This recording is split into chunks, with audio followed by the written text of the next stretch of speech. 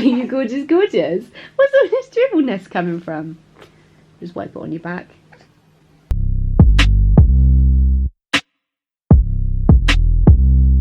Hi guys, welcome or welcome back to my channel, and welcome back to another update, which I cannot believe I'm saying it is the 5-month update. I actually had to check. I thought I'd only just done the 4-month update, and it turns out that was 31 days ago.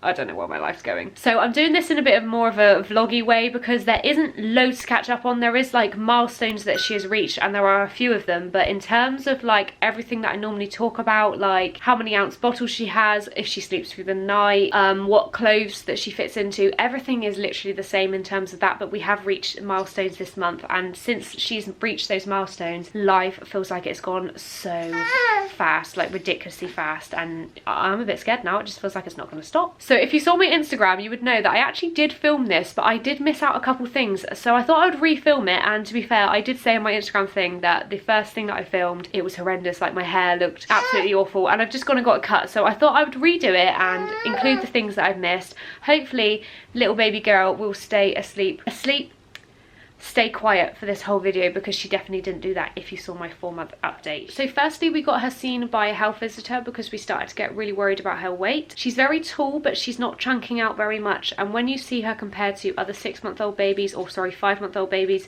she seems really small and petite compared to them. I was starting to get worried. Her number 2 started getting really watery for about a month or so, and when I spoke to the health visitor, she didn't seem too worried because she said it could be to do with teething, but I got to the point where it was happening. Every other poo was like very watery, like diarrhea, and I just thought I need to get her checked out now. So we went in and she got weighed, and she actually pooed there and then, which was quite handy because they could see what the consistency was like. They ended up saying that she had dropped a centile from her birth weight, which I don't understand what that means. I have no idea what that means. I should really research it, but they didn't seem too worried. They basically said that she should have stayed on this centile and gained a bit more weight than she had, and she's actually dropped down from her birth weight in that centile from her birth weight. Sorry, I don't know if that makes any sense. So they weren't too worried. They want to see her again in 6 weeks just to make sure that everything's going okay. They did suggest about putting her onto solids as well. They said maybe check with the GP, and they might suggest that she goes on solids a little bit earlier, because obviously babies start chunking out when they go onto solids. I actually knew before I went there that I wanted to start her myself, because she is taking 8-ounce bottles and then still looking for more food. Like, you can take it out of her mouth and she's wondering where on earth the food's going. So I knew she was ready anyway, so I decided that day that that's what I would start doing, and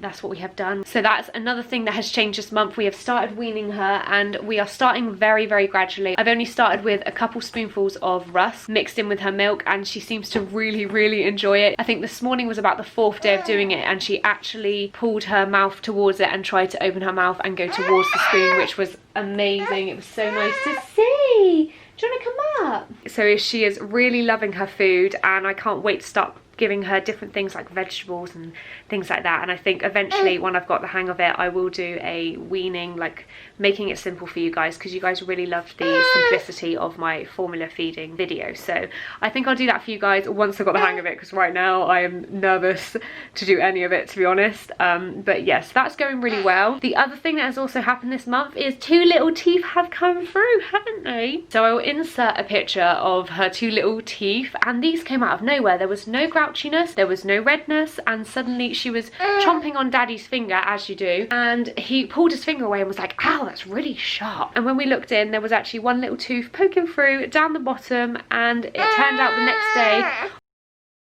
So there we go. I've never videoed like this. This really does look like a very vloggy video, but we're gonna roll with it because she's happy on the floor. So the next day she ended up actually having 2 teeth poking through on the bottom, the 2 bottom ones that are next to each other. And yeah, she's had no redness, but she's been really, really grouchy with it, which has been a nightmare for me. Honestly, doesn't matter what you could do. You could lie her down, sit her up, sing to her, play with her. She's pretty much like this constantly, unless you actually stand up and hold her, which I can't be doing all day, every single day. Let's be honest, nobody can. But I do try to hold you as much as possible, don't I? Any other time you're just grouchy, aren't you? You're just grouchy little bum. And then in terms of movement, everything is happening so fast. So on my 4-month update, I think I said she could roll from her back to her side. Literally a couple days after that, she went from back to front, and I would insert a clip if I can find it. And now she is just one swift movement. As soon as you put her on her back, you can blink and she is already on her tummy. The only problem is she can't work out the way to get back. So every single time she gets to her tummy, she'll stay on there for a little while, and then she'll get to the point where you get very irritated, don't you? Which is good fun, but it means you have to keep your eyes on her all the time now. Okay, so now we've got to do this position, yes?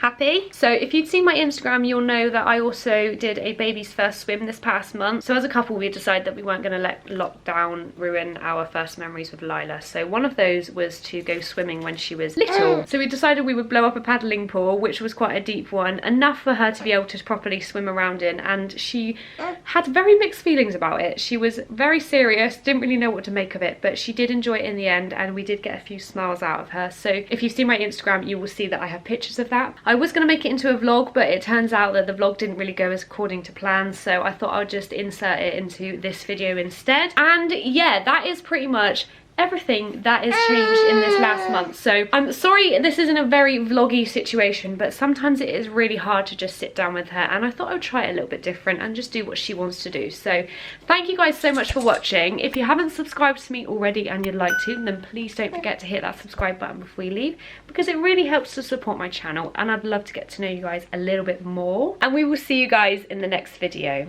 Bye!